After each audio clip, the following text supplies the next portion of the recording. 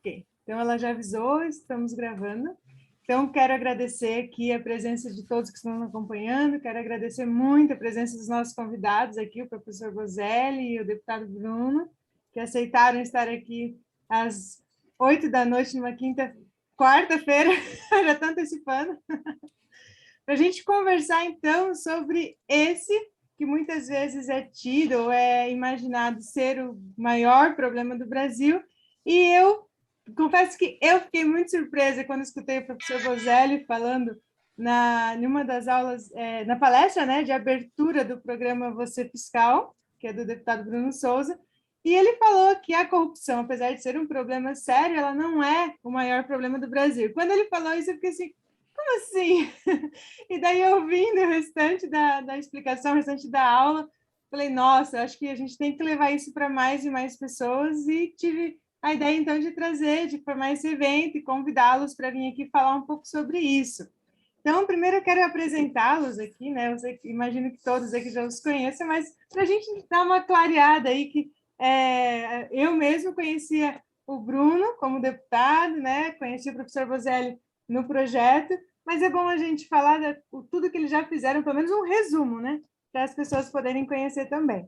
Então, vou começar aqui apresentando o deputado Bruno Souza. Ele tem graduação em administração pela UDESC, também em ciências contábeis pela UFSC, pós-graduação em marketing e MBA pela FAI de Curitiba, especialização na Academia Internacional para Lideranças Liberais na Alemanha e no Summer School Mises Brasil. Está atualmente mestrando, né, em ciências políticas na UDESC, é empreendedor desde os 16 anos, participa há 15 anos de organizações sociais de cultura e educação, foi vereador em Florianópolis entre 2017 e 2018, nesse período também foi superintendente adjunto da Fundação de Meio Ambiente de Florianópolis, tem experiência em administração tanto pública como empresarial, é deputado estadual atualmente, e realiza pesquisas nos temas de liberdade econômica e política, federalismo, autonomia local e o papel do legislativo na divisão dos poderes. Então, Bruno, quer fazer uma fala de entrada aí antes de eu apresentar o professor Bozelli? Maravilha, vamos lá. Primeiro, parabéns por esse tema. É muito bacana porque eu lembro muito bem daquela fala do Bozelli e foi interessante que muita gente naquela hora se levou um choque, assim. E são coisas, e é um conceito importante de falar sobre o porquê que a corrupção não é o maior problema do Brasil, porque muitas vezes nós pensarmos isso é até um problema, que é a corrupção é o maior problema. Isso às vezes até é ruim, na minha opinião, porque isso pode muitas vezes desviar a gente de problemas que são muito graves, problemas que nós precisamos lidar. Muitas vezes a corrupção no Brasil é usada como um espantalho para a gente não discutir outros problemas estruturais. Então, não, é tudo a corrupção, é só acabar com a corrupção, é só atacar a corrupção que resolve tudo. Não, gente, não é não. A gente tem que ter uma visão clara de que a corrupção é um problema, mas nós vamos falar um pouco mais sobre isso, mas nós temos outros grandes problemas que temos que enfrentar também. Então, parabéns pela escolha do tema, e eu fico bem feliz porque comecei o programa Fiscaliza SC lá no gabinete, quando assumi como deputado, e depois o Você Fiscal, e tem tudo a ver com esse tema, porque a gente está sempre atrás de desperdício, corrupção também, mas sempre atrás de tentar salvar um pouco o pagador de impostos do desperdício causado pelo setor público com o dinheiro que ele suadamente conquista e é tirado pelo Estado. Exatamente. Então, vamos lá. E o professor Dr. Felipe Bozelli, ele é graduado, mestre e doutor em Direito do Estado pela UFSC, com pesquisas realizadas na Universidade de Lisboa, Universidade Complutense de Madrid e Universidade de Buenos Aires. Também é pós-graduado em Licitações e Contratos, Direito Constitucional e Administrativo e Processo Civil. Advogado e sócio da Bozelli Loz Advogados Associados e da Bozelli Licitações. Conselheiro de Administração da Casan, diretor de Direito Público da Escola Superior de Advocacia, OAB, de Santa Catarina, secretário-geral do IDASC, Santa Catarina, foi presidente da Comissão de Licitações e Contratos da OAB, aqui em Santa Catarina, secretário adjunto da Comissão de Mobilidade Urbana, também da OAB de Santa Catarina, e vice-presidente da do Observatório de Florianópolis. É professor convidado de diversos cursos de pós-graduação, além de ministrar cursos e palestras na área de licitação, contratos administrativos e entidades públicas e privadas. Também é autor de diversos livros na área de administração pública, licitação e direito. Então, professor Bozelli, agradeço também muito a seu aceite em participar, estar aqui com a gente e poder transmitir um pouco dessa sabedoria que nos faz também enxergar alguns caminhos por onde a gente pode trabalhar de forma mais efetiva aí no combate ao mau uso do dinheiro público. Muito obrigada. Obrigado, Dai. Eu que agradeço. É um prazer imenso estar aqui. Quando você me convidou, eu prontamente aceitei o convite. Estar aqui com meu dileto amigo, deputado Bruno Souza, é um prazer imenso. Eu acho que os últimos 2, 3 meses deve ser o terceiro, quarto, quinto evento que eu estou com o deputado Bruno Souza, então a gente já está em casa e espero que a gente tenha aqui um debate muito legal. Esse tema, bem como o Bruno falou, é um tema que eu acho que é fundamental a gente discutir, fundamental, tá? Eu vi o pessoal aqui colocando no chat, e todas as vezes que eu falo desse tema, e claro, né, é um tanto quanto proposital, é óbvio, né, um recurso de oratória, quando você começa a frase dizendo que a corrupção não é o maior problema, é para causar mesmo espanto e as pessoas ficarem chocadas, isso é proposital, e eu acho que depois quando a gente explica, pelo menos até hoje, eu acho que ninguém nunca chegou para mim depois e falou, eu discordo de você, eu acho que é o maior problema a corrupção. Pelo menos, claro, eu imagino que alguém deve discordar, mas a grande maioria das pessoas, ou os que vêm falar comigo, todos falam, realmente, eu concordo contigo, a corrupção de fato ela não é o maior problema. E é bem o que o Bruno estava comentando, ela acaba servindo como um espantalho, principalmente porque a corrupção ia acabar nunca com ele, porque acabar com a corrupção está para a ética, e o Bruno vai gostar disso, como o socialismo está para a economia. Seria muito bonito se a gente conseguisse colocar em prática. Ele não vai colocar em prática.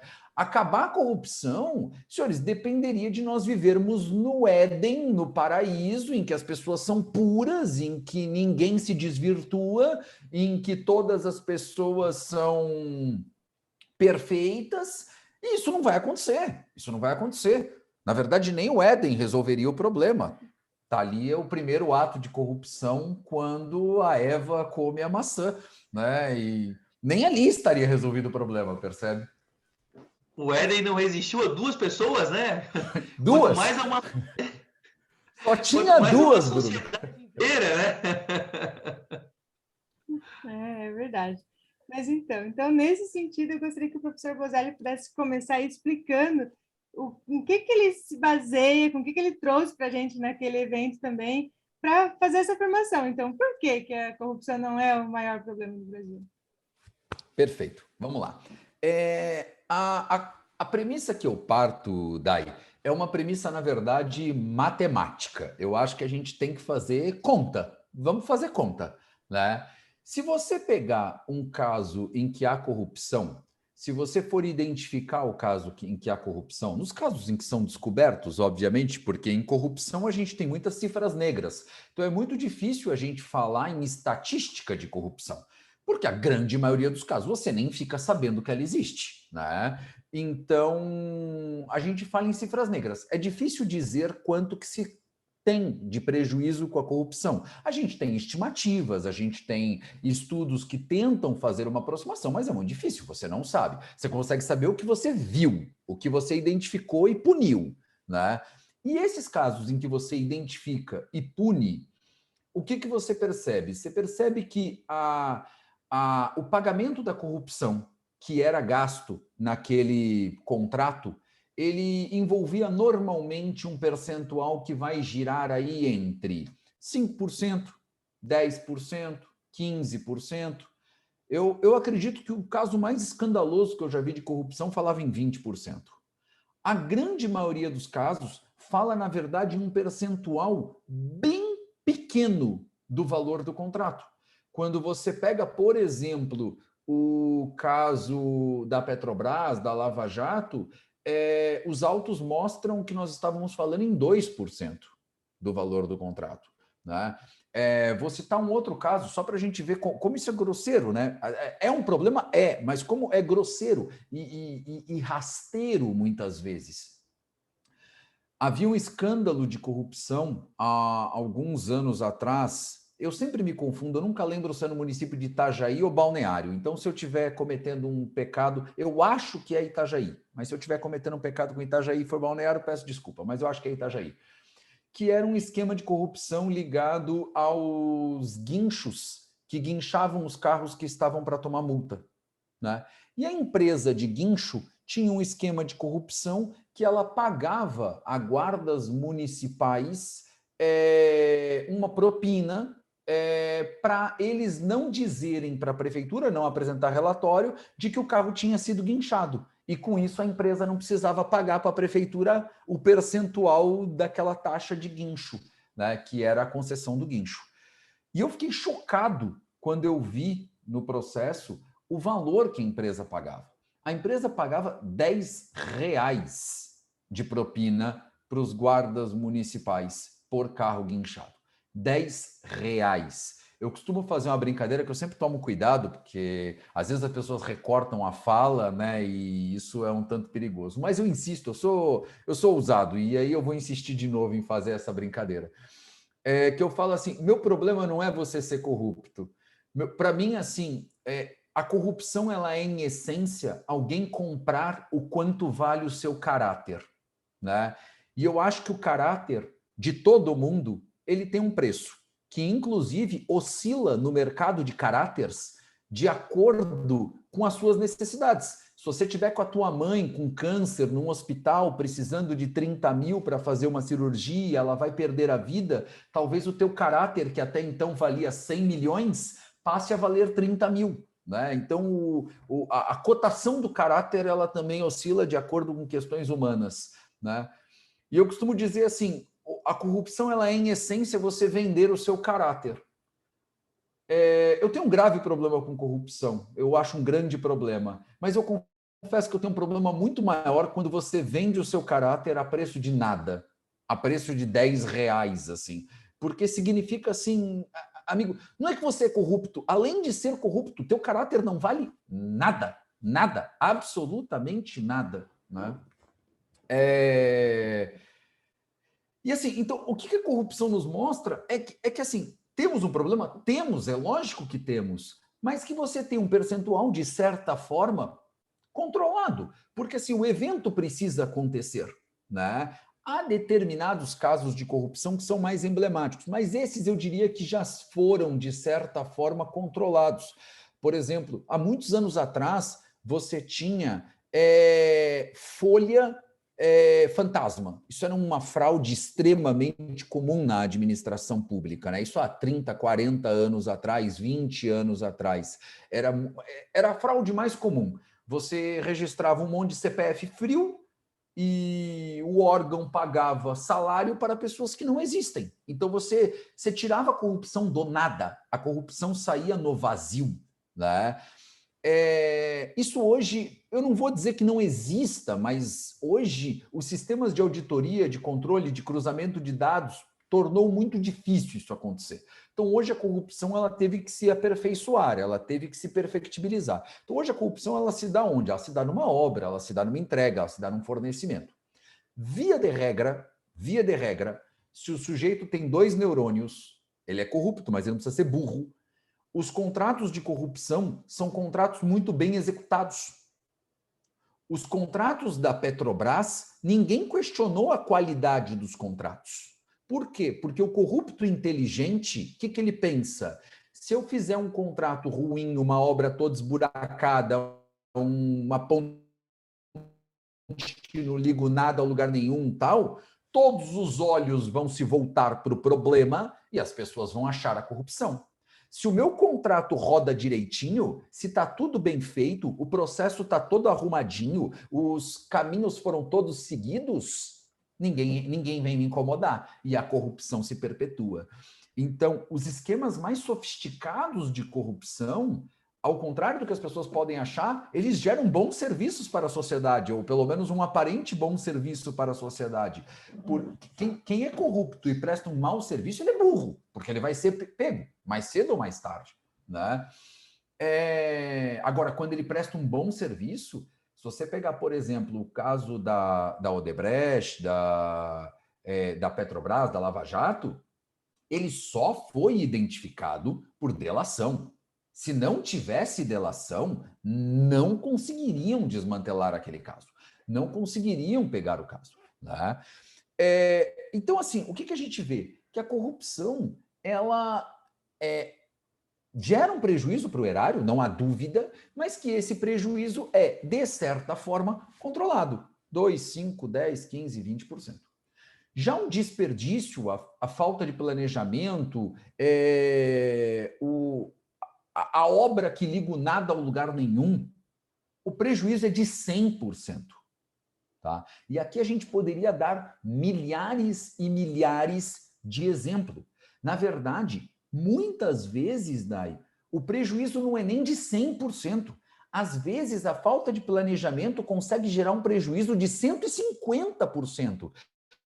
De 200%. Eu te dou um exemplo.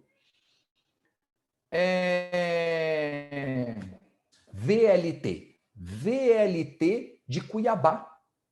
A cidade de Cuiabá gastou R$1 bilhão, com B de bola, R$1 bilhão para fazer um VLT lá, um veículo leve sobre trilhos, na cidade de Cuiabá. Hoje, para quem vai em Cuiabá, quem conhece Cuiabá, não há VLT. E digo mais, a cidade hoje, isso a última vez que eu fui a Cuiabá já deve ter mais de um ano, talvez já tenha até resolvido esse problema. Mas quando eu fui a última vez, a cidade estava gastando para desmontar a estrutura que ela montou para o VLT, porque, afinal de contas, ela estava só ocupando uma faixa da via, percebe? Porque foi construída uma faixa, foi montada estrutura e a gente não conseguiu usar o VLT. Aí agora o que você precisa fazer? Gastar dinheiro para desmontar essa estrutura. Então, assim, nós gastamos todo o dinheiro que a gente ia gastar, não tivemos o VLT, e agora a gente precisa gastar de novo para desmontar o que foi feito, porque o que foi feito não serve para nada. Percebe? Então, assim, a falta de planejamento, ela faz com que você possa gastar mais que 100% do valor que foi gasto. É um negócio surreal, que na corrupção não é matematicamente possível. Né? Matematicamente você não consegue fazer isso. Né? Então, por isso que a gente brinca, comenta, tal, que a corrupção ela acaba se mostrando um problema menor do que a falta de planejamento. Né? Além do fato que estávamos conversando, né, que, na minha percepção, a falta de planejamento é um problema difícil, mas solucionável. A corrupção é um problema difícil e insolucionável. Né? Insolucionável. Assim, a não ser que a gente consiga garantir que todas as pessoas serão éticas, é um problema que você não vai solucionar. O que você consegue solucionar é a pandemia de corrupção.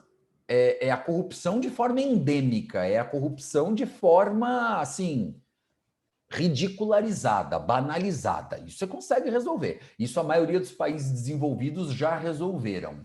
Né? Mas se você vai nos países mais desenvolvidos do mundo, ou não vamos utilizar essa expressão, nos países mais avançados, né? Os países que estão mais bem ranqueados no mundo, você vai ver que tem corrupção em todos eles. Todos eles têm problema de corrupção, todos eles têm denúncia de corrupção. Né? O patamar que muda. Sim, então, assim, o que a gente vê é que a corrupção é, sim, um grande problema, mas o valor, né, numérico, real ali, do que é desviado, o que acaba sendo desperdiçado, vamos dizer assim, né, ou não bem utilizado em corrupção, ele é infinitamente menor do que pela falta de planejamento, né? por exemplo, nessa obra que você mencionou. Então, e eu gostaria, então, de convidar o Bruno a dar alguns exemplos de situações que ele já encontrou, já vivenciou e que a gente, que às vezes acaba acompanhando mais de perto ali as divulgações das redes sociais, mas para ele contar aqui desses exemplos que corroboram essa ideia aqui que o doutor Felipe passou para a gente. Opa, tá mudo, Bruno. Caí na pegadinha do microfone fechado aqui, a pegadinha mais... a auto-pegadinha, né? Bom, primeiro que eu devia ter começado a falar antes do Bozelli, né? Porque é sacanagem falar depois dele, né? Isso é injusto, entendeu? É injusto. Eu vim para assistir o Bozelli aqui. Mas não, gente. Na verdade, assim, eu concordo plenamente com o que o Bozelli falou. A irresponsabilidade, a falta de planejamento, ela, matematicamente falando, ela consegue trazer prejuízos muito maiores. Se nós formos preocupar apenas com a matemática, com os números frios, com certeza nós perdemos muito mais com a falta de planejamento do que com os atos delitivos, a corrupção que a gente encontra, que a gente descobre que é feito por aí. Mas também tem um outro aspecto, e agora eu vou trazer para a minha área, que é como esse mito de que a corrupção é o maior problema do Brasil, ele atrapalha com que nós escutamos aquilo que efetivamente é importante. Olha, o Vinícius Loss, o presidente do nosso partido, sócio do Bozelli, grande advogado, está aí presente também. Eu ouvi a voz dele em algum lugar. Mas, enfim, então vou trazer para a minha área. Esse mito de que a corrupção é o maior problema do Brasil, ele atrapalha muito o debate político. Ele impede com que nós amadureçamos no debate sobre o que nós precisamos fazer, os caminhos que nós precisamos tomar, os problemas que nós precisamos atacar. Porque é muito simples, né? É uma resposta muito simples. Se o Brasil tem um problema de orçamento, é só acabar com a corrupção. Não precisamos discutir se as contas públicas estão ou não descontroladas, se nós temos que reformar a Previdência ou não. É só acabar com a corrupção. Se nós temos que uma reforma, como agora, o Estado enfrenta uma reforma da Previdência, né? Quer dizer, o projeto era para ter chegado hoje, não chegou, mas eu espero que chegue. Então, eu já ouço muitas pessoas aí me questionar, não, mas é só acabar com a roubalheira do Estado, é o que eu mais ouço. Gente, isso não serve a nada para o debate, porque não é. Você pode fazer o que é impossível, que é zerar a corrupção, todos os atos corruptivos, e mesmo assim você vai ter um déficit na Previdência. Só que você falar que a corrupção é o maior problema serve muito para simplificar o debate, para que a gente não se aprofunde realmente nos problemas e busque soluções. E é uma resposta simples para os debates de pouco tempo que a gente tem hoje. Hoje em dia, ninguém tem tempo de se aprofundar em nada, mas todo mundo quer debater tudo. Então, é uma resposta simples. Se você ficar perdido em algum tema, é só falar, a corrupção é o problema. Então, isso nos afasta de encontrar soluções para os nossos problemas.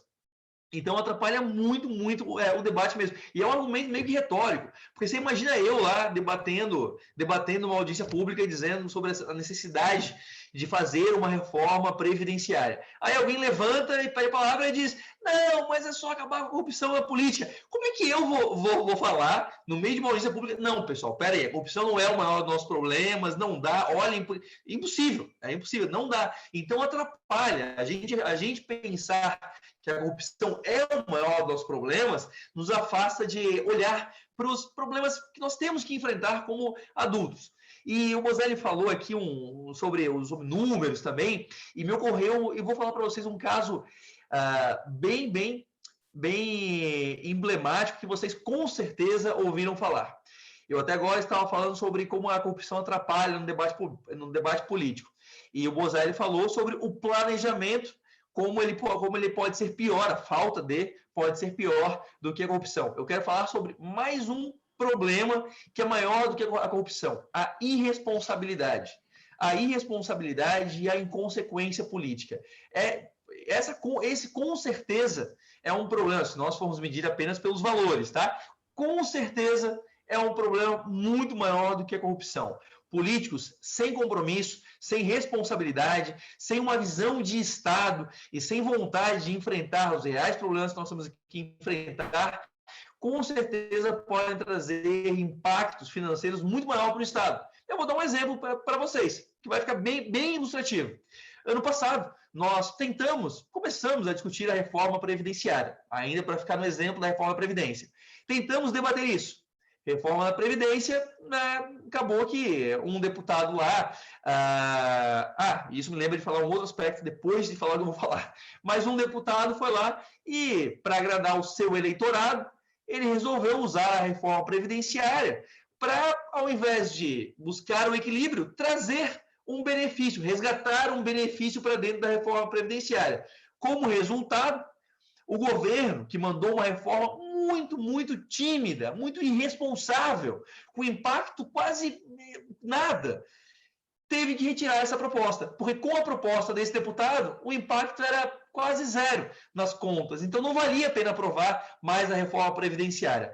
Pois bem, isso foi ali em abril, junho, que aconteceu, junho, julho ali. De lá para cá, passou-se um ano. O déficit previdenciário mensal em Santa Catarina é de cerca de 420 milhões de reais. Ninguém falou sobre isso, sobre esse déficit previdenciário de 420 milhões de reais por mês. Mas, durante esse ano todo mundo falou sobre os 33 milhões de reais dos respiradores fantasmas. Se nós formos analisar apenas os números, gente, em cada mês a gente tem 15 respiradores fantasmas acontecendo no estado. Por mês. Por quê? Por irresponsabilidade, inconsequência política. Por falta de compromisso com os reais problemas. Então, a irresponsabilidade também pode ser um problema maior ainda que a nossa corrupção.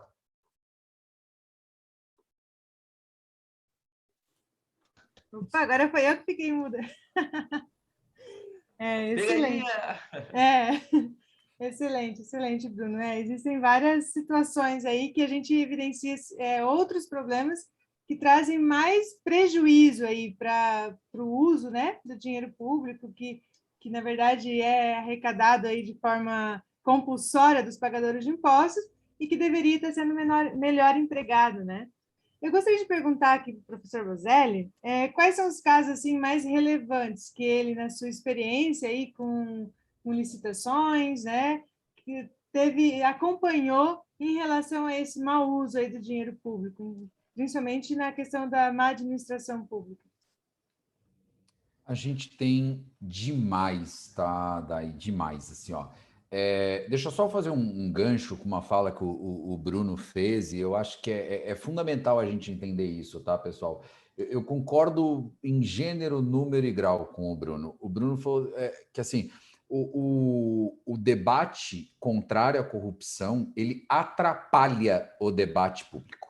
Porque é isso, ele vira um bicho-papão, ele vira um fantasma que a gente tenta bater e ele se esvai no ar, né? Ele desaparece, né?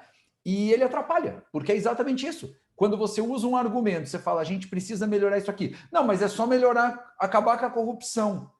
Aí eu falo, não. Aí ele fala, então você é a favor da corrupção? Eu falo, não, lógico que não. Quem é que é a favor da corrupção? Pelo amor de Deus.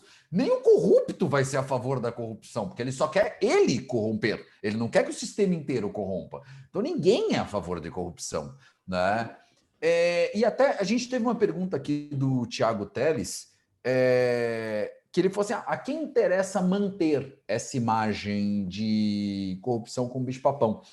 E veja, Tiago, eu confesso a vocês que já há algum tempo eu mudei a minha visão de mundo para não achar mais que tudo e absolutamente tudo que acontece, existem teorias da conspiração e existe alguém manipulando o mundo e a ele interessa ou deixa de interessar o combate à corrupção.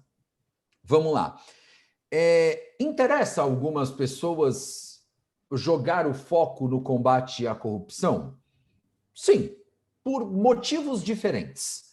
Há quem está muito bem posicionado no status quo, É que isso vai oscilar a cada caso. Vou dar um exemplo. Para o governo federal, interessa falar que o problema é a corrupção para não discutir ou não rediscutir o pacto federativo e colocar mais dinheiro na mão dos municípios e dizer que o problema do município é a corrupção e não que falta dinheiro para o município, o que é uma verdade, né? Interessa? Interessa. Interessa, sei lá, para o Ministério Público, para o Tribunal de Contas, levantar a lebre do combate à corrupção para conseguir mais verba para suas instituições, mais aparato, mais estrutura, interessa. Interessa para aquele deputado que é um falso moralista e quer simplesmente aparecer na mídia e não sabe absolutamente nada do que está dizendo e verbaliza palavras de ordem à torta e direito, dizer, vamos acabar com tudo que está aí, vamos acabar com tudo isso, vamos... Interessa? Nós já elegemos no nosso país 2 presidentes da República que tinham exclusivamente este discurso. Não deu certo em nenhum dos 2 casos. Um saiu e o outro, não sei também se termina. Então, assim, nenhum dos 2 casos deu certo, né? Então, assim, interessa para muita gente por motivos diferentes e por ordens diferentes. Mas eu acredito que a esmagadora maioria das pessoas simplesmente atira nesse fantasma porque não conhece o tema com profundidade, por causa daquilo que o Bruno falou. A pessoa não se debruça, não estuda. E esse tema, eu costumo... O que vem na minha cabeça é que a pessoa ela deve imaginar que o Bruno, quando aprova o orçamento lá na LESC, a Lei Orçamentária Anual, ele aprova o orçamento assim: 4 bi para educação, 3 bi para saúde, 2 bi para Secretaria de Segurança Pública, 1,5 bi para corrupção, que eu acho que está legal, né? Acho que está bom. E aí 500 milhões para isso, 12 bi para a reforma para a Previdência. E eu acho que a pessoa acha que a corrupção é uma verba dentro da lei orçamentária, que para eu diminuir a corrupção, basta a gente aprovar uma lei orçamentária com menos verba. Assim, a gente vira assim, nós nos reunimos todos na Assembleia, fala assim, vamos fazer um combinadinho esse ano, tá, pessoal? Esse ano nós vamos roubar um pouquinho menos, beleza? Todo mundo rouba, cada um faz sua parte, tá? Então você rouba um pouquinho menos aqui, o outro rouba um pouquinho menos... E não é assim que a coisa funciona. Não é assim que a coisa funciona. Eu tenho sérias dúvidas, tá? E já falamos sobre isso, mas eu tenho sérias dúvidas sobre o que custa mais caro, a corrupção ou o combate à corrupção. Dou um dado. Uma vez um jornalista aqui em Santa Catarina fez esse dado. Eu não vou lembrar os números e eu vou chutá-los, mas era alguma coisa nessa ordem de grandeza, depois eu poderia pegar os números, só para que ninguém me acuse de fake news. Estou dizendo, o número não era exatamente isso, mas era algo perto disso. O Tribunal de Contas do Estado de Santa Catarina, ele tem um orçamento anual de, vamos dizer que era 500 milhões de reais ano. E aí o jornalista fez o seguinte cálculo, muito razoável. Se ele custa 500 milhões de reais no ano, em 5 anos ele custou 2,5 bi. Ele acessou as decisões lá do Tribunal de Contas e viu que o Tribunal de Contas apurou em multas, em devolução de recurso, tal, nesses 5 anos, não lembro o número, mas 100 milhões, 80 milhões. E aí que resultado ele chegou? Ele chegou, olha, eu tenho um Tribunal de Contas que custa 2,5 bi e que recuperou 100 milhões de reais. A conta não está boa. A conta não está boa. Se o Tribunal de Contas não existisse, ele teria custado 2,4 bi a menos para os cofres públicos, né? Porque não recuperaria aquele 100, mas não gastaria 2,5 bi. Eu não concordo, assim, eu não lembro se os números são esses, mas a ideia era essa. Eu não concordo com a análise do jornalista. Eu acredito que a mera estrutura existente do Tribunal de Contas coíbe fraudes que talvez aconteceriam. Mas a análise dele é perfeita quando ela nos ensina uma coisa.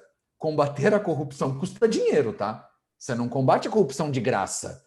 Um promotor tem salário. O Ministério Público tem computador, o Ministério Público tem prédio, o Ministério Público, parênteses, faz dispensa de licitação para comprar um prédio anexo a ele por dezenas de milhões de reais.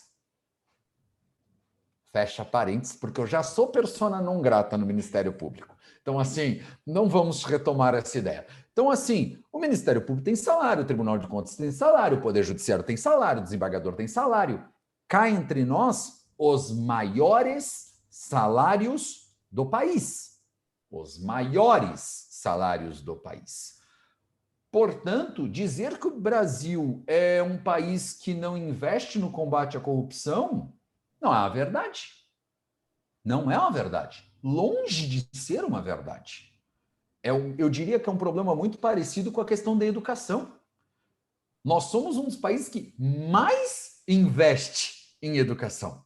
O que a gente não consegue ter é o retorno, né? O investimento que não está adequado. E aí o que a gente começa a perceber? A gente começa a perceber que a estrutura ela é mais complexa do que a gente gostaria que ela fosse, né? Você não acaba com a corrupção num estalar de dedos e você não cria planejamento num estalar de dedos, né? O planejamento, a estrutura, ele envolve questões multifacetadas. Na minha percepção, o que a gente precisa fazer? Número 1, a gente tem que capacitar melhor os nossos gestores. Os nossos gestores têm que ser mais bem capacitados, eles têm que ser instruídos. A gente tem que ter uma clareza que a gestão pública é um universo à parte e que existem bilhões de realidades completamente diferentes. Você tem lugares com uma gestão pública bastante avançada, com boas práticas, com pessoas bem técnicas, com um perfil técnico e qualidade de curso alta, e você tem lugares que está jogado às traças. Assim, isso é bem mesclado a gestão pública. Então, passa por isso, passa por uma responsabilidade nossa. Vamos colocar as nossas responsabilidades também. Passa por uma responsabilidade de nós, cidadãos, cobrarmos mais da administração pública. Senhores, por que é que as estradas no Brasil são esburacadas? Porque o brasileiro aceita passivamente andar em estrada esburacada. Simples assim. Simples assim. É por isso que a estrada é esburacada. Porque se a gente não aceitasse, a estrada não estaria esburacada. Se a gente se revoltasse, se a gente se indignasse, se a gente reclamasse, se a gente cobrasse, a estrada não estaria esburacada. Mas a gente aceita. Para nós, andar numa estrada esburacada não é um problema. Não é um problema, né? A gente reclama muito mais da escalação de um atacante ou de um zagueiro na seleção brasileira do que da estrada esburacada. E quando a gente reclama, esse zagueiro sai da seleção.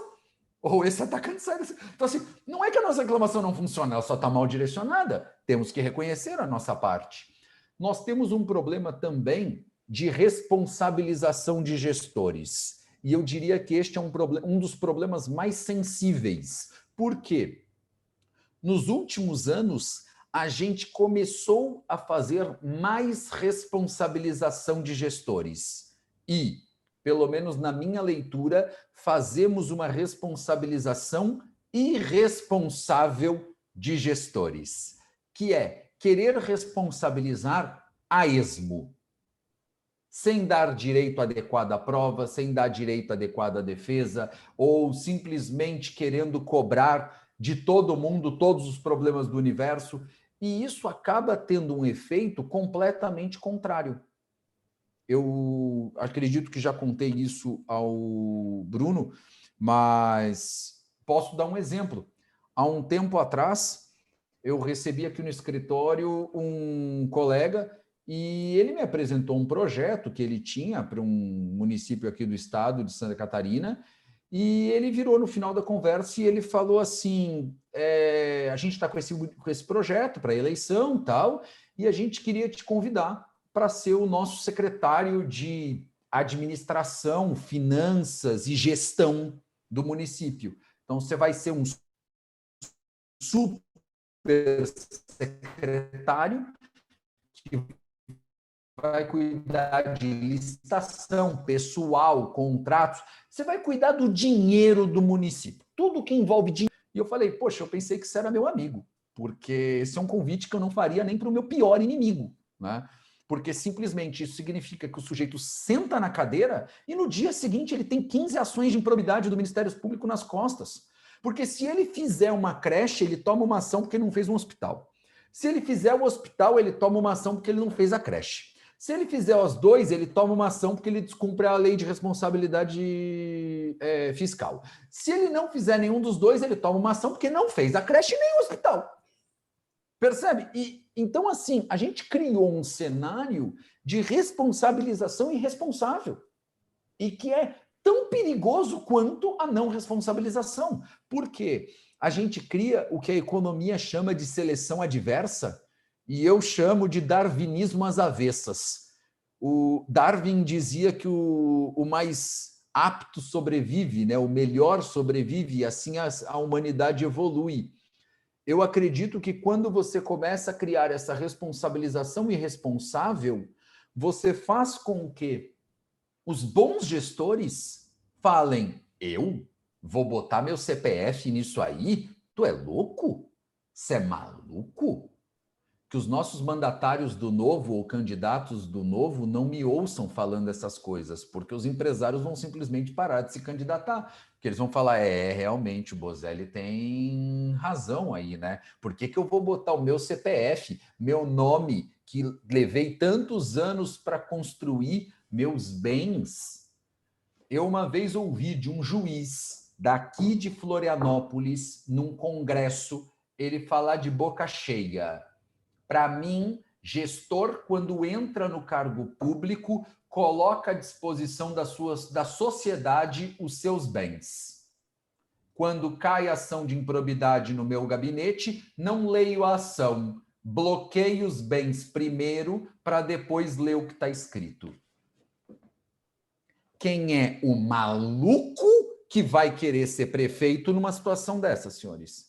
É a demonização da política, é a demonização da gestão e é uma parcela daquela história de que todos os problemas são a corrupção e que basta a gente bater aleatoriamente na corrupção que a gente vai resolver o problema. Percebe? É o tal do direito administrativo do medo, que o Maicon colocou aqui, né? O apagão das canetas, a paralisia das canetas, que hoje tantos autores falam, né? Hoje em dia, você precisa assinar um documento dentro de uma prefeitura, ninguém assina. Ninguém assina. Não assina de jeito nenhum. As pessoas têm medo. Primeiro ato que um prefeito pratica quando ele entra numa prefeitura é delegar competência. Passar as competências para secretário, para chefe de gabinete, para Deus e o mundo. Ele não põe a caneta em nada. Por quê? Porque tem medo. Porque tem medo. E um medo razoável. Mas vamos lá. Oi? Um medo compreensível, né? Mas muito compreensível. Eu teria medo... Eu tenho medo de sentar na cadeira. Assim, eu não tenho medo nem de assinar. Eu acho que só sentar na cadeira já é um problema, né? Eu, há um tempo atrás, eu assumi com certa dificuldade, justamente por causa desse receio, eu assumi um desafio na companhia de saneamento, né? Que, inclusive, dando em primeira mão, acredito que o deputado Bruno ficará até contente com a minha notícia, né? Mas dando em primeira mão que ontem eu renunciei ao cargo de conselheiro de administração. Então, não sou mais conselheiro de administração na companhia de saneamento, Bruno. Hoje você pode falar mal da Casan à vontade, porque eu não sou conselheiro de administração. Não leva mais essa responsabilidade, então. Não carrego mais. Tenho um carinho, mas não carrego mais essa responsabilidade. Acabei já de soltar uns 3 tweets aqui, já criticando, já que estava segurando. Mas Bozelli concorda comigo, não faz isso não. Concorda, Bozelli concorda, entendeu? Tá comigo. Vai lá, Dai, manda. Eu quero pedir para você, Bruno, trazer um pouco aí dos eventos mais impactantes que você acompanhou aí nesse período. Escolhe um. Eu quero fazer uma ligação que o Bozelli falou, que ele explicou perfeitamente o apagão das canetas aí, para ligar com outro tema. Porque hoje o tema é a corrupção não é o maior problema do Brasil. Então eu quero fazer uma ligação com o que o Bozelli falou do apagão das canetas, que é algo realmente muito sério, e eu vou dar um exemplo para vocês que eu conheço, e vou linkar com um outro problema que, na minha opinião, é mais grave do que a corrupção no Brasil. E vou terminar aqui fazendo uma divagação aqui filosófica, aqui, vou ver se eu consigo. Mas, algum tempo atrás, um amigo meu, um conhecido meu, veio reclamar para mim que ele queria fazer. Como vocês sabem, Florianópolis não recebe cruzeiros, né? Não recebe cruzeiros, não tem estrutura para isso. Um amigo meu, então, ele resolveu que um grande empresário queria empreender, queria ter esse lugar para poder receber cruzeiros em Florianópolis. Mas é coisa maravilhosa. Poder receber os cruzeiros que saem de Santos, vão em direção a Buenos Aires, vão em direção ao Uruguai, parando em Florianópolis. Que coisa maravilhosa. Começou, foi lá, fez um projeto lindo. Eu vi o projeto, maravilhoso. Primeiro mundo. Chegou nos órgãos ambientais e falou, olha, bem, tá difícil, muito difícil. Faz um estudo aí de impacto ambiental primeiro aí para a gente ver. Aí, tá, então vou fazer então. Aí fez um estudo lá não é nem para eles analisarem, só para eles dizerem se tinha alguma chance de acontecer ou não em Florianópolis. Fez um estudo, gastou lá R$120 mil, um estudo bacana, lá enorme e tal, bom pra caramba, voltou depois de meses lá. E agora, gente, será que dá para analisar? Será que tem uma chance de fazer? Olha, muito difícil ainda. Não lembro qual era o estudo, IRIMA, não sei o que era, mas um estudo que ele falou para mim, Bruno, se eu fizesse o que eles queriam, apenas para analisarem o projeto, sem garantia nenhuma, porque ele disse para o órgão, olha, se eu fizer um estudo e mostrar que ambientalmente é possível, é sustentável, vocês me dão autorização, se for ambientalmente sustentável, vocês me dão essa autorização? Não sei. Aí ele falou para mim, não, peraí, mas o estudo custa R$1 milhão para fazer, como é que eu vou fazer o negócio depois, mesmo se provar ambientalmente sustentável, eu não vou ter autorização? Eles, não sei se vai ter, depende, enfim, porque todo mundo estava com medo de assinar. Resultado, ele não empreendeu e Florianópolis continua sem receber cruzeiros algum. E isso é fruto do apagão das canetas, mas também fruto de um outro grande problema que nós temos no Brasil, que é a nossa famigerada burocracia, que nós tanto falamos. A burocracia, se nós formos colocar em números, os senhores podem ter certeza que a nossa burocracia, em números absolutos, ela causa problemas. O problema é que ela causa um impacto que a gente não consegue medir, né? Que é aquilo que não foi. Ou seja, nós não conseguimos medir o tanto de negócios que não são abertos por ano, o tanto de empreendimentos, empregos, geração de renda que não é gerado por ano por conta da burocracia. Mas eu tenho certeza absoluta, com toda a convicção, que nós perdemos muito mais com a burocracia do que com a corrupção, por exemplo. Eu vou dar apenas um exemplo muito pontual, mas nós estamos, né, há décadas discutindo uma reforma previdenciária. Algum tempo atrás, o Bernardo Api, ele fez um economista que foi o proponente de uma das propostas de reformas tributárias que tem lá, a PEC 45, se eu não me engano. Ele fez um estudo mostrando que, se não apenas simplificássemos um pouco a nossa... E não é para fazer assim, grandes mágicas, não. É aprovar o que tem lá. Se nós aprovássemos isso, nós poderíamos ter um ganho potencial no nosso PIB por ano de 0,5% a 1% do PIB. Ou seja, nós podemos um país que cresce 1% ao ano, quando cresce, 0,5% é muita coisa. Significa muita renda gerada. Apenas resolvendo isso aqui. Nós somos o país que temos, e o Bozelli trabalha com um grande tributarista, que é o Vinícius Loss, e ele pode confirmar isso. O Brasil tem o maior contencioso tributário do planeta. 70% do nosso PIB tá lá. Nós temos um contencioso tributário tamanho de 70% do nosso PIB. Ou seja, isso é o que são os tributos questionados na justiça, que a empresa acha que não deve, o Estado acha que deve, tem lá 70% do nosso PIB está lá, em contencioso tributário, que não é resolvido. Nós gastamos todo ano, o Brasil é campeão mundial, não só em futebol, mas também em horas gastas para calcular e pagar impostos. Nós gastamos 1.500 horas por ano para calcular e pagar imposto. Gente, o segundo colocado é a Bolívia, com menos de 1.000 horas. A gente está 500 horas na frente da Bolívia, a segunda colocada. Então, é um outro problema que, na minha opinião, é muito maior do que a nossa corrupção. E a burocracia nasce, claro, do tamanho desse Estado que nós escolhemos ter, desse tipo, esse modelo de Estado que nós resolvemos ter. E é muito curioso, porque se nós formos analisar corrupção, logo vem na nossa cabeça petrolão, mensalão, vem cifras e dinheiro. Mas é muito curioso, porque se nós formos analisar lá nesse termo, quando ele começou a ser discutido, nós vamos voltar lá para Políbio, lá na antiguidade, onde ele falava das degenerações das formas de governo, da aristocracia, monarquia e a democracia.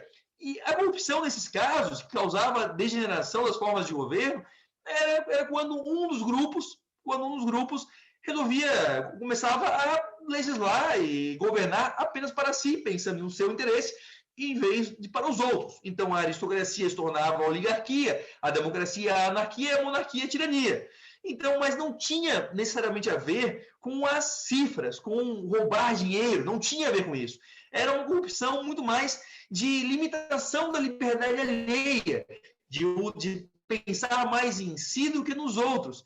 Mas, com o decorrer do tempo, isso foi mudando, e, claro, isso começou a mudar quando nós começamos a escolher um Estado grande, um Estado que faz muita coisa, orçamentos inchados, que faz de tudo, faz basicamente de tudo, desde ter canil para cachorro e fazer fábrica de preservativo, como tinha lá no Acre ou Amazonas, até saúde e educação. Nós escolhemos ter esse modelo de Estado. E aí, claro, a corrupção começou a deixar de ser uma maneira de encarar a política, como uma limitação da liberdade alheia. A corrupção deixou de ser a limitação da liberdade alheia para ser roubar o fruto do trabalho dos outros, roubar dinheiro, usar obras públicas para desviar, usar licitações, serviços para conquistar vantagens, enfim. A corrupção, essa palavra mudou o conceito que nós temos de corrupção mudou conforme nós escolhemos ter esse Estado enorme que nós temos hoje.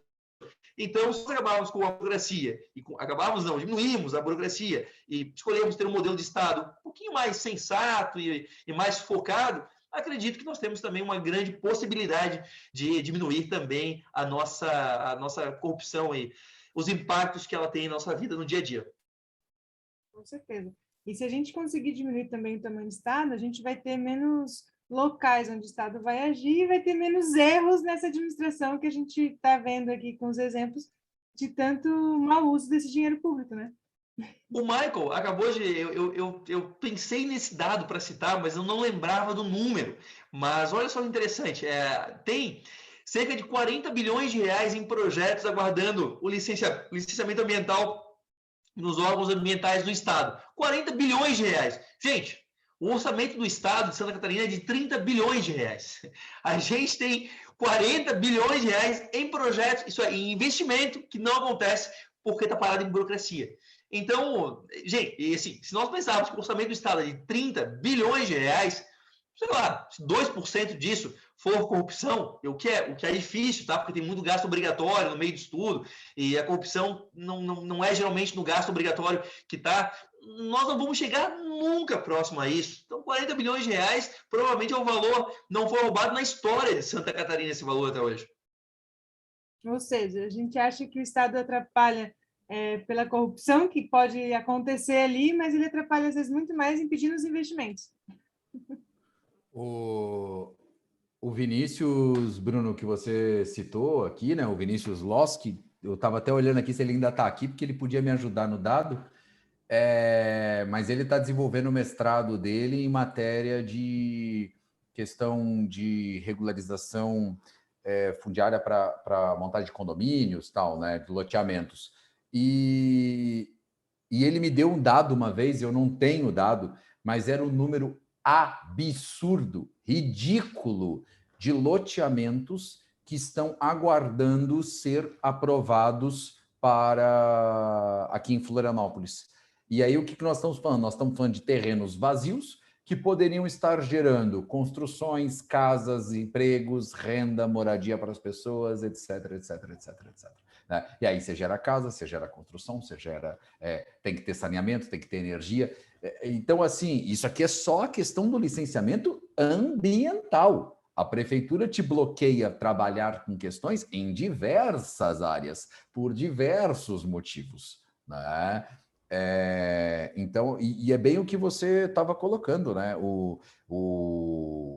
Esse número de 40 bilhões, eu também acredito que é muito provável que nós não tenhamos gastado isso em corrupção, sei lá, não sei se na história, mas na década, 20 anos, 30 anos, muito provável que a gente não tenha gastado isso. Muito provável. Tá? E mostrando que a gente tem mais um problema.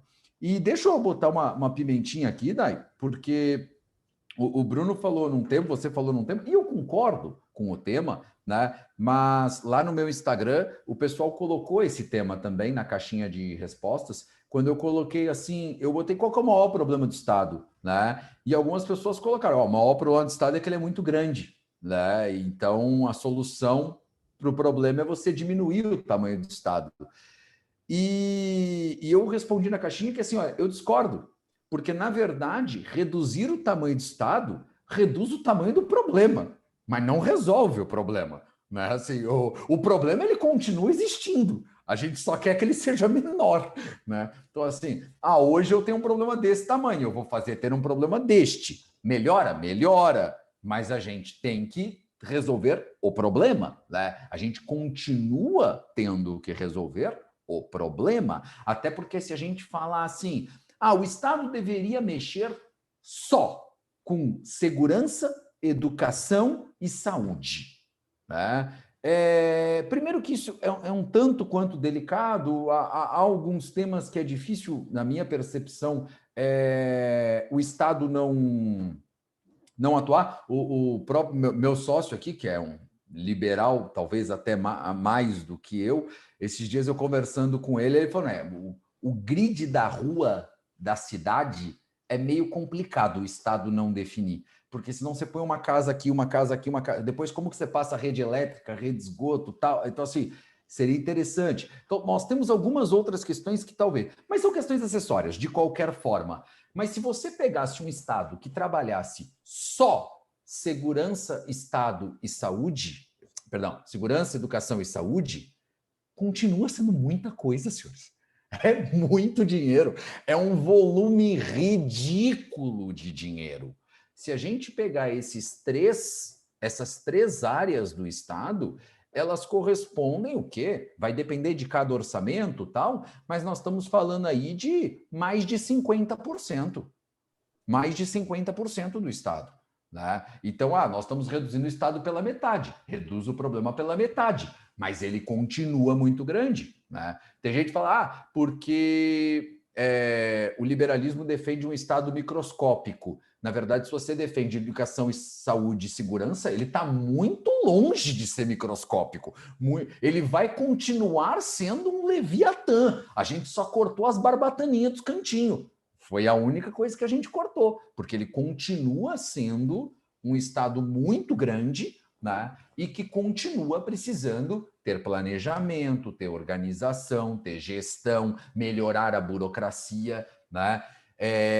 E isso é um avanço, tá? Eu lembro quando eu estava lá em Portugal, eu fiquei impressionado com a quantidade de obras no direito lá que eu me deparei que falavam do princípio do direito fundamental à boa administração pública. A quantidade de livros que diria, o cidadão, ele paga por um Estado e não paga barato. Então, além do direito à vida, além do direito à segurança, além do direito à saúde, além do direito a ser tratado de forma igual, além do direito a ser processado antes de ser preso, tal, ele tem um direito fundamental, que é o direito fundamental a ser bem administrado, a ter uma boa administração pública, uma boa gestão pública de recursos. Tá? E para mim isso precisa ser discutido. Isso precisa ser discutido. É que o que para mim atrapalha, e é disso que a gente fala, né? Quando a gente joga o problema nas costas da corrupção, quando a gente joga o problema nas costas dos políticos, quando a gente joga o problema nas costas do outro, a gente evita discutir o problema com profundidade, né? com mais detalhe, né? Um exemplo, eu trabalho, na verdade, eu sempre trabalhei com gestão pública, eu trabalho com gestão pública há mais de 20 anos. Um exemplo a gente ouve demais, e eu recebi essa também lá no Instagram, que o problema da administração pública são os servidores públicos, são os gestores públicos, são as pessoas que estão à frente da administração pública. E eu diria assim, olha, eu não acredito que seja o problema, tá? Eu não acredito que seja o problema. Eu estou às 9 horas da noite debatendo gestão pública com 2 gestores públicos. Com 2 gestores públicos, pagos com dinheiro do erário, e que estão aqui debatendo, conversando, com uma turma aqui de alguns participantes, e que com certeza tem gestores públicos aqui 9 horas da noite querendo aprender, querendo conversar. Não há verdade. Não há verdade, sabe? Que todo servidor público é vagabundo, não quer trabalhar, ou qualquer coisa. É ridiculamente longe de ser uma verdade, né? Só que a gente faz essas generalizações fáceis, esses lugares fáceis de fala. A gente fala assim, porque servidor público ganha muito. Espera lá, você já foi numa prefeitura? Você já viu quando ganha um servidor do setor de licitações de uma prefeitura de um pequeno município interior do estado? Ganha R$1.200, amigo. Você acha que isso é muito? Você acha que é muito ganhar R$1.200, ganhar R$1.500, ganhar R$1.800? Você acha que isso é muito? Não me parece muito. Né? Você fala assim, um desembargador ganha muito? Ganha. 100 pau? Ganha muito. Pago com dinheiro público, ganha muito. Na iniciativa privada, ele pode ganhar R$500 mil, não tem problema nenhum, pode ganhar 10 milhões, que seja feliz. Pago com dinheiro público, ganha muito. Né?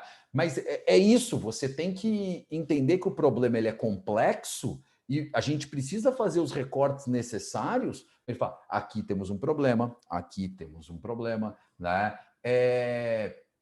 A gente fala, por exemplo, a falta de planejamento gera problemas? Meu Deus do céu. Uma vez eu ia dar uma palestra na OAB e eu pedi para a minha equipe juntar fotos de falta de planejamento. Eles me juntaram mais de 600 fotos. Eu falei, cara, é uma palestra de 15 minutos. Não dá tempo de mostrar tudo isso. Assim, tinha infinitas fotos, não acabava as fotos. Né? Aí eu peguei os exemplos mais emblemáticos. Né?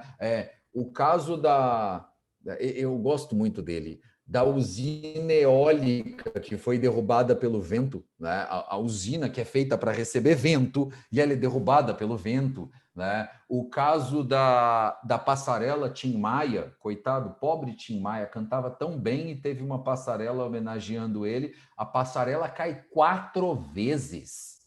É um negócio, se fala, cara, uma obra cair uma vez é uma surrealidade. Cair a segunda era para estar todo mundo preso.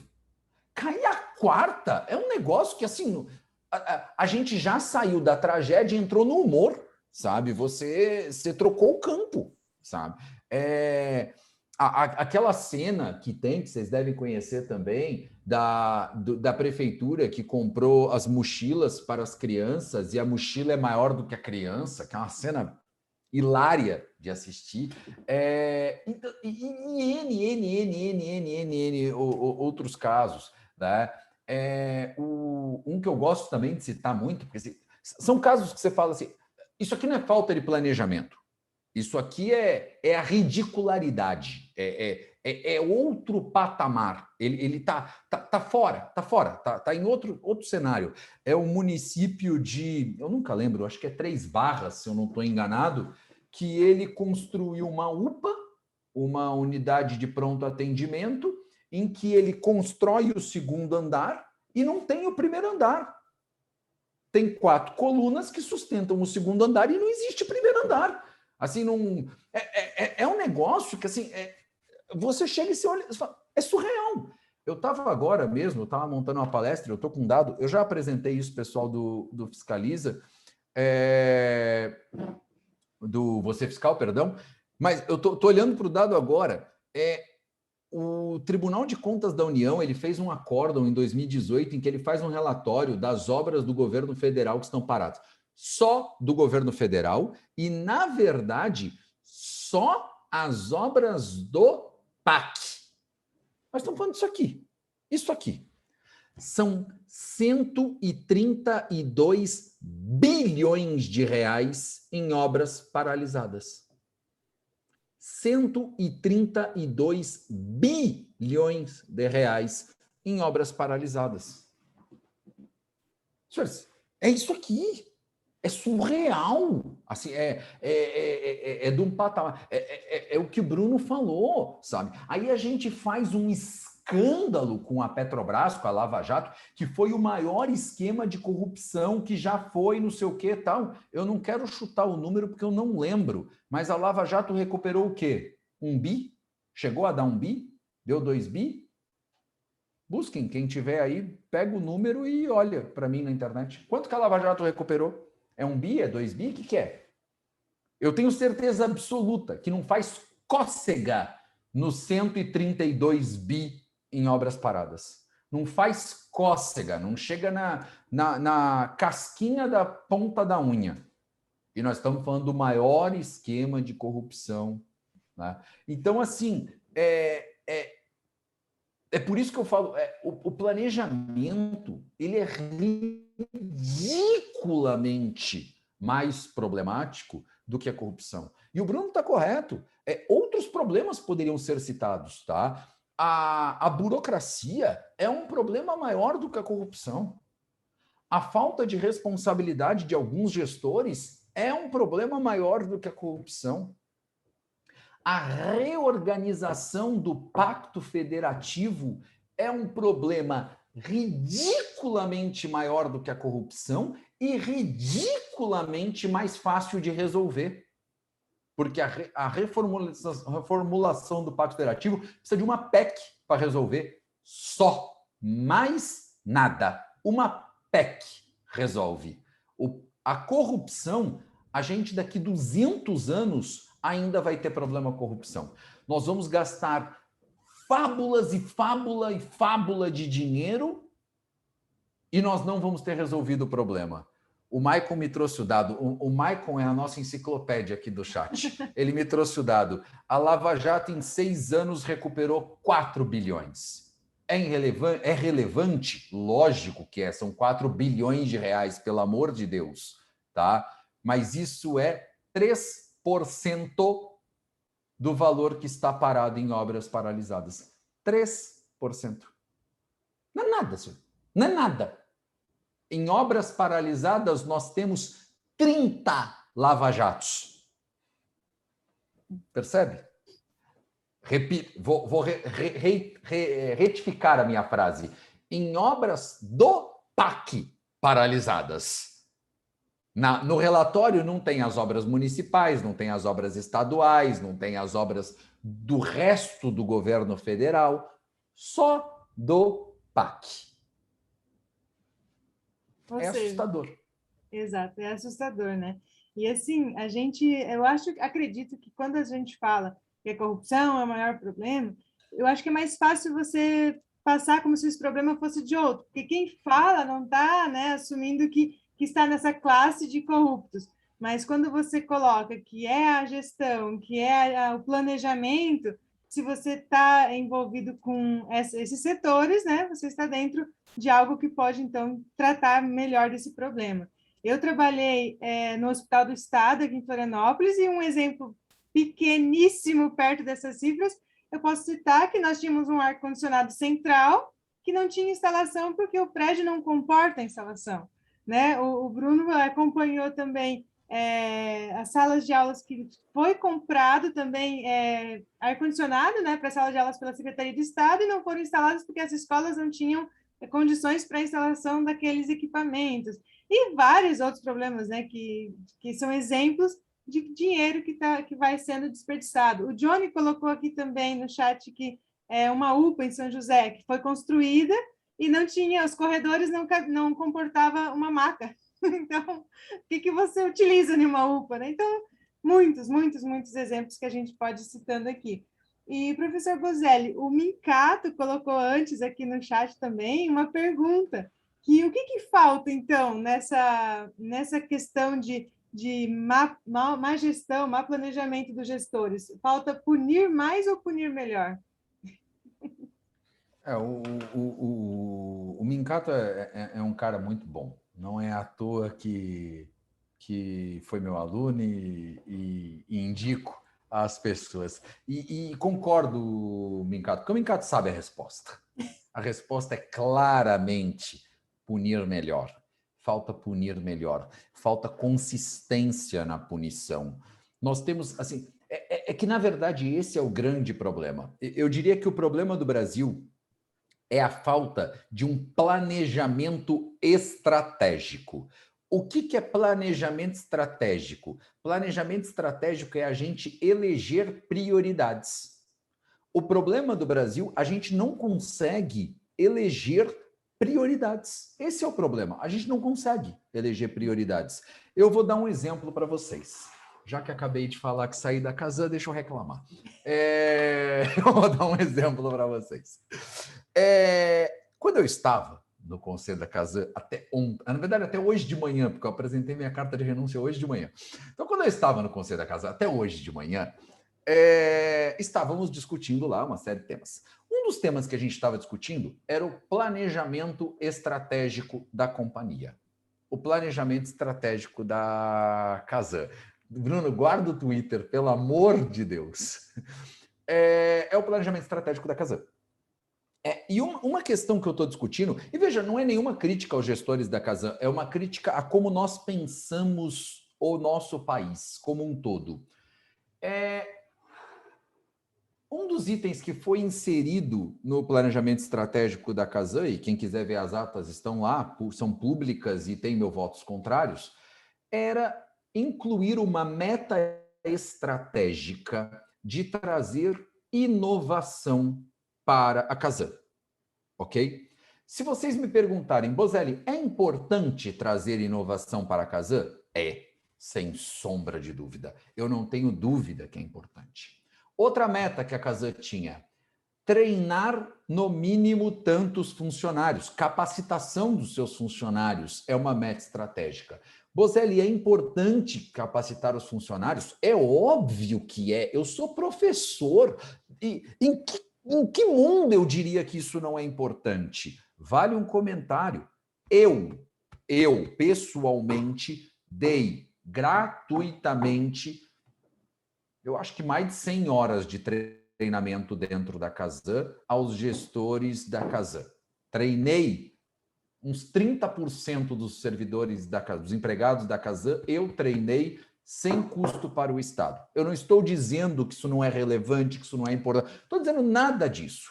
O que eu estou dizendo é, na minha percepção, quando eu falo em planejamento estratégico significa escolher prioridades, elencar prioridades e dizer, eu tenho que fazer isto. Não dá para fazer tudo. Então, eu tenho que escolher o que eu vou fazer. Então, eu faço isso em detrimento daquilo, porque não dá para fazer tudo. Se eu quiser fazer tudo, eu não vou conseguir fazer o nada. Né? E, para mim, o planejamento estratégico da Casan deveria mirar na aumento da rede de esgoto, aumento da rede de água, aumento da qualidade do esgoto, aumento da qualidade de água. Esse deveria ser o planejamento estratégico da Casan. Focar naquilo que é atividade fim para a companhia. Né? Naquilo que é atividade fim para a companhia. Né? Em algumas discussões fui voto vencido. Tal. Mas o que eu quero mostrar o grande problema que nós temos nós não temos um senso de prioridades. E isso dificulta muito a discussão dos temas. A gente não tem um planejamento estratégico que diga, eu quero sair daqui e ir para cá. Esse é o grande problema. O Bruno, e eu admiro muito por isso, e não estou dizendo isso porque estou na frente dele, mas nós discordamos em alguns temas. Podemos discordar. Na Casa, por exemplo, podemos discordar. Mas eu admiro muito o Bruno com relação aos comentários que ele faz e o que ele trata com relação ao legislativo conceder homenagens, nomes de rua, principalmente o legislativo municipal. E talvez algumas pessoas pensem, mas qual que é o problema do vereador ir lá e dar um nome de uma rua para homenagear uma personalidade importante, histórica, marcante da cidade? Ou que não seja, que seja o pai dele, pouco importa, né? Qual que é o problema disso? Todos. Porque enquanto nós estamos gastando energia para fazer isso, nós não estamos gastando energia para resolver o problema. Percebe? Então, quando a gente... Isso é planejamento legislativo, isso é planejamento estratégico do país. Então, assim, quando a gente fala em resolver os problemas, o que me parece que falta? Me parece que falta o seguinte: vamos sentar e vamos elencar quais são os problemas do país. E não genericamente, concretamente. O nosso problema são reforma da Previdência, reforma administrativa, reforma disso, reforma tributária, reforma do Código Penal, reforma do Sistema de Segurança Pública, reforma dos contratos. Beleza, listamos 1000 problemas.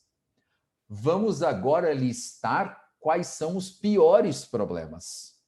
Quando você olha os países que deram certo, fizeram isso. Uma vez eu assisti uma palestra com o secretário de... Não era administração, mas era como se fosse secretário de governo, secretário de tesouro, não me lembro agora o cargo, da Nova Zelândia. Ele estava aqui no Brasil e ele deu uma palestra na ENA. E ele mostrou o que eles fizeram na Nova Zelândia em 30 anos. E o negócio é assustador. Assustador. Os meus amigos que são mais liberais colocam na conta do liberalismo o sucesso da Nova Zelândia. E eu acredito que seja verdade, sim, uma parcela desse sucesso seja verdade.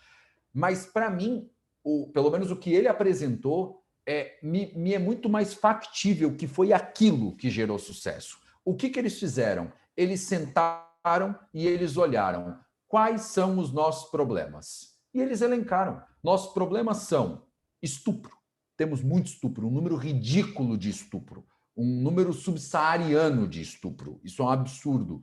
Os nossos problemas são, nós temos uma estrutura de Estado ridiculamente inchada. Precisamos fazer uma reforma administrativa. Os nossos problemas são esse. E eles elencaram, se eu não estou enganado, era assim, 10 problemas. E eles falaram, nós vamos passar os próximos 30 anos resolvendo estes 10 problemas. A Nova Zelândia tinha outros problemas? É lógico que tinha. É evidente que tinha. Mas eles escolheram as prioridades. As nossas prioridades são estas. Tá? Porque toda vez que você está resolvendo um problema, você está deixando de resolver outro. Mas você precisa escolher uma prioridade. Isso é parte de um planejamento estratégico. Isso é parte de você decidir, de você avançar enquanto país. Né? E, para mim, a gente peca desde essa base. Desde essa estrutura inicial a gente peca. E aí o que nós temos? Nós temos um governo a esmo, em todas as esferas. União, Estado, município. Aí um governo que toca o barco como dá, e aí quando termina os 4 anos, entra outro governo que toca o barco na outra direção, né? E a gente não consegue discutir o país com profundidade. De falar assim, o nosso problema é este e é aqui que a gente quer resolver. Né? Nós queremos resolver este problema, a reforma administrativa, a reforma tributária, a reforma da Previdência, a reforma do Código Penal. Isso. Nós vamos discutir a liberação ou não das drogas. Então, é disso que a gente tem que falar. São esses problemas que a gente tem que resolver. Né? E para mim, o resto é cascata dessa história. Né? Você não tem planejamento aqui, aí você não tem planejamento para baixo. Mas assim, tudo acaba derivando da mesma estrutura. Né? A maioria dos órgãos, se você for olhar, tem um planejamento estratégico. A maioria dos órgãos. A maioria dos órgãos. Eu ousaria arriscar que, muito provavelmente, a Assembleia Legislativa tem um planejamento estratégico. Se eu perguntar para o deputado, Bruno, eu não estou perguntando para o servidor qualquer, eu estou perguntando para um deputado quais são as metas estratégicas da Assembleia Legislativa. Eu não vou fazer essa pergunta porque, muito provavelmente, eu vou deixar ele em maus lençóis, porque ele não vai saber. Percebe? Por quê? Porque a gente desenvolve essas metas estratégicas, isso faz bonito, faz um evento, rasga uma faixa, fala, olha as nossas metas, pega elas, enfia na gaveta, e ninguém conhece. E ninguém nem sabe o que é. Qual a chance da gente atingir essas metas? Querem ver um outro problema que é maior do que a corrupção? O Brasil não faz planejamento. E quando faz, é um planejamento para inglês ver. O planejamento sem eficiência ainda consegue ser um problema maior do que... A gente gasta mais dinheiro planejando o que não será executado do que a gente gasta com corrupção. Se a gente for ver, corrupção, se bobear, não está nem no top 10 dos nossos problemas. Pois então. Mas e será que é falta de prioridade ou são prioridades que são pessoais ou muitas vezes a prioridade é a próxima eleição? Eu acredito que sim, tá, Dai. Eu acredito que a gente trabalha com prioridades pessoais, nós trabalhamos com... nós temos uma dificuldade muito grande. Eu costumo falar para o meu sócio é um sonhador mais do que eu, o Vinícius. E eu falo para ele que eu não tenho tanta esperança quanto ele de consertar o país. Eu faço o meu trabalho e eu acredito que nós vamos melhorar, mas eu confesso que vai levar, na minha opinião, vai levar 200 anos para a gente melhorar. A gente vai melhorar, mas vai levar 200 anos. Né? Se a gente olha os dados, nós não somos subdesenvolvidos, corruptos, nem nada. Nós somos os países desenvolvidos 200 anos atrás. É isso. Provavelmente, daqui 200 anos, estaremos como eles estão hoje. O único problema é que eu não vou estar vivo. Tirando esse problema, né? Mas, assim, por que isso acontece? Isso acontece por problemas tão complexos de resolver, na minha opinião, porque, assim, tem um vídeo, esses dias eu estava assistindo, é um vídeo do Porta dos Fundos, é um vídeo de humor, em que eles fizeram um sketch em que a repórter chega num bairro tudo arrebentado e ela é aquela repórter como se ela fosse do CQC ou desses programas jornalísticos que tenta trazer um desenvolvimento para a região. E aí ela chega e ela fala, nós viemos aqui porque nós queremos brigar pelo saneamento da região. E ela vai entrevistando as pessoas o que a gente queria mesmo era um campinho. Porque, né, a gente quer um campinho, porque a gente podia jogar bola e tal. E aí ela, não, mas o saneamento... Não, saneamento não. A gente queria um campinho. Campinho, né? Aí chega o prefeito, que seria o prefeito, né? E aí quando ela fala, prefeito, você vai fazer o saneamento? Aí as pessoas, Aí o prefeito, eu vou fazer campinho. Aí todo mundo, com churrasqueira, todo mundo, Senhores, os nossos políticos, eles não foram eleitos em Marte. Os nossos políticos foram eleitos no Brasil, senhores. Eles são um reflexo da população brasileira. Você queira ou não queira. Você pode não concordar, você pode achar horrível, você pode discordar, mas a gente não escolhe os nossos políticos na Bolívia. A gente escolhe os nossos políticos aqui. Então, assim, os nossos políticos refletem as prioridades da nossa população. Essas são as prioridades da nossa população.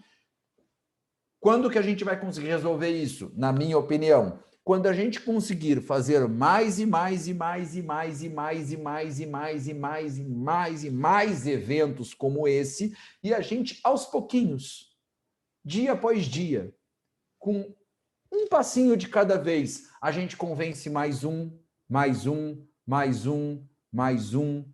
que esse é o problema. Na hora que a gente conseguir, hoje, eu convenci, ou quero crer que... Não vou nem dizer que eu convenci, porque eu não convenci todos, óbvio, né? Então, a gente tem 17 pessoas nos assistindo. Se eu convenci metade, eu estou feliz. ainda vou arredondar para baixo, convenci 8. Se eu convenci 8, já estou contente. Dos 8, 4 já tinham me ouvido, então eu convenci 4. Faltam 199.999.996. E aí a gente vai trabalhando, entendeu? É assim. Na verdade, a minha missão de vida é essa. A minha missão de vida é estar aqui, conversar, explicar, porque para mim é isso aqui que vai resolver o problema. Eu não consigo enxergar outro mecanismo, né? O meu sócio, Caminho, nós dois temos o mesmo propósito de vida, melhorar o país. Meu sócio trilhou o caminho da política, trilhou o caminho do Partido Novo, tal. E eu gosto muito da ideia dele, converso demais com ele, é o caminho que o Bruno trilha, né? Eu trabalho há muitos anos na gestão pública, confesso que com um tanto de desalento com a política, com a gestão, com a estrutura, né? Eu acho que também é um trabalho que a gente precisa ir aos pouquinhos, de formiguinha, vai indo, né? Eu acabei trilhando um outro caminho, que é tentar pela docência, é tentar pela aula, pelo explicando, mostrando. É muito lento, mas a gente vai devagarzinho. É isso aí. E eu acho que quando você falou assim, que a gente vai mudar, talvez daqui a 200 anos, mas esses 200 anos só vai chegar se a gente continuar fazendo agora. Porque se não fizer, nunca vai chegar. Se ficar parado, você não vai chegar, tá? Tá muito longe, a gente anda devagar. Monarquia é a solução. Se você sentar... Monarquia é a... Monarquia a gente resolve. Mas é isso aí. Bozelli para rei de Santa Catarina. Mas então, gente. Olha, mas foi realmente uma aula, nossa, muito bom ouvir. E eu fico pensando, quando o Bozelli falou assim, as pessoas... já estou chamando de o Bozelli, né? Mas em professor. Por favor, chame de Bozelli. Quando falou que, né, quem está na gestão, que é maluco, né? Porque a pessoa vai ter vários problemas, mas quando eu preciso entrar em contato com alguns órgãos de gestão também, mas na verdade de jurídico, eu fico pensando, nós somos todos malucos, então, porque quando eu vejo vários entraves, nossa, hoje mesmo eu precisei falar com um setor que não podia fazer nada, porque estava esperando a resposta de outro, que não podia fazer nada, porque... Então, assim, é cansativo. Então, eu imagino o quanto o Bruno, às vezes, se sente cansado também de ver coisas que deveriam estar andando e que não andam, mas no jurídico também, né? Então, acho que estamos todos meio que no mesmo barco aí. Se tivesse um rei, estava tudo resolvido. Pois então. Tá, olha só. Bruno, eu gostaria de pedir para ti, o que você queria deixar aí de mensagem para quem está acompanhando essa live aqui, essa reunião, em relação ao que a gente ouviu, o que a gente aprendeu, e que o problema não é, o maior problema não é a corrupção. O que a gente pode fazer, então? Um recado. A gente pode começar a debater cada vez mais sobre os assuntos que realmente... Desculpa.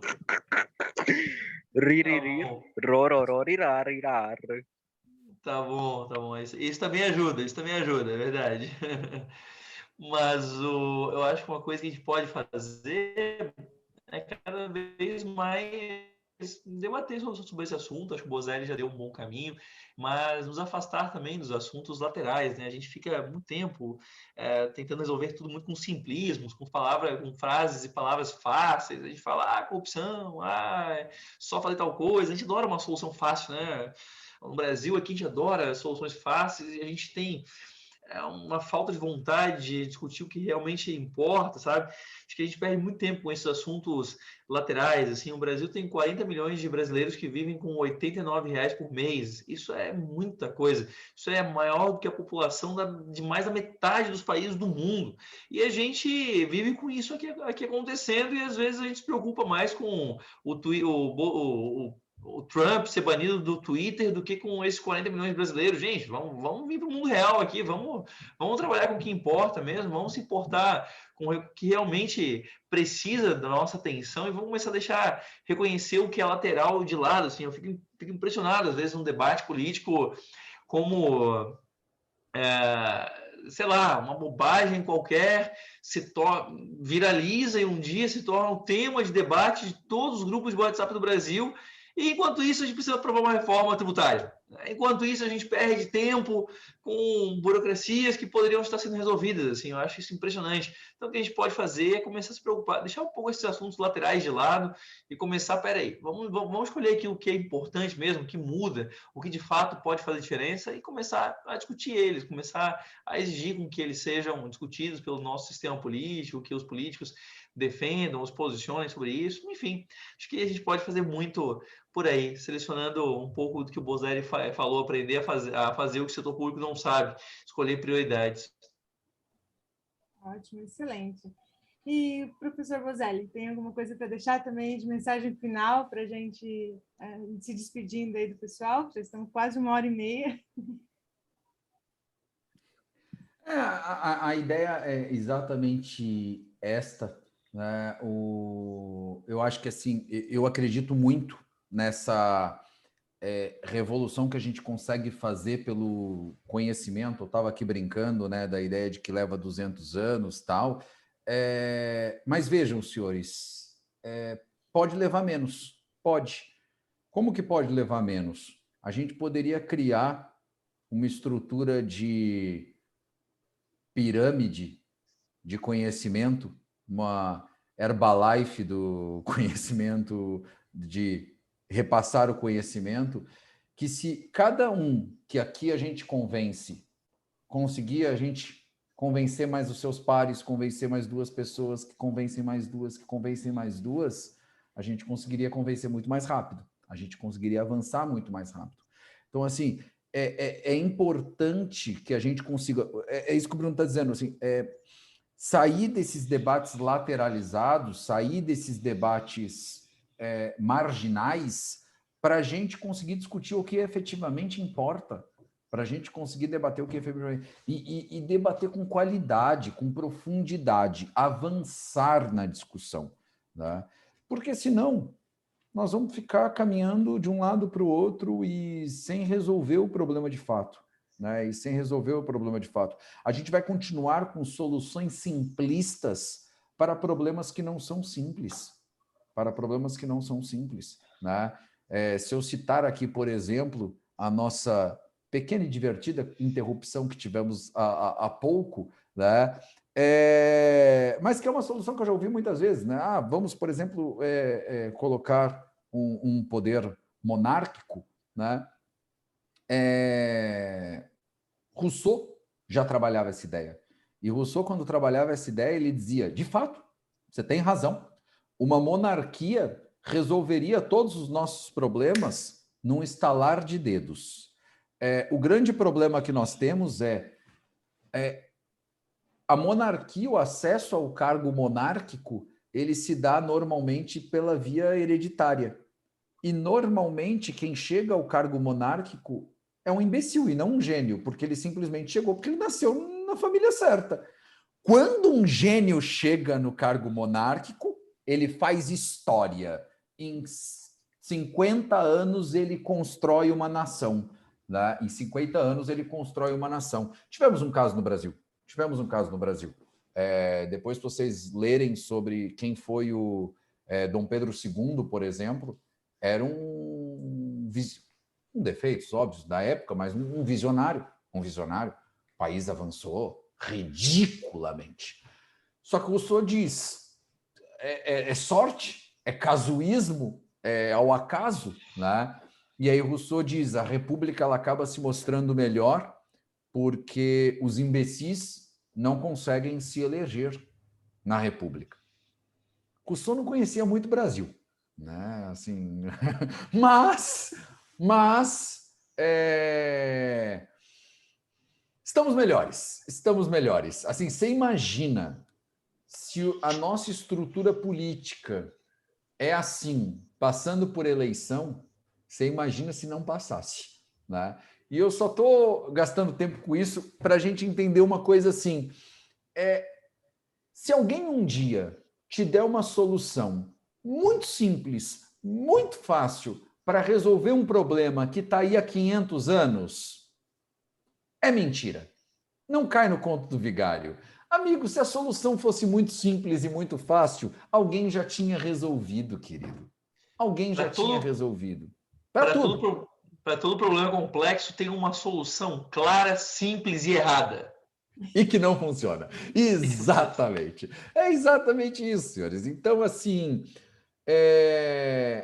eu tenho a minha ideia de solução. Para mim, a solução, ela se dá, um dos caminhos possíveis de solução é a conversa, é o debate, é a gente conseguir avançar o debate, né? E por isso que eu trilho este caminho, né?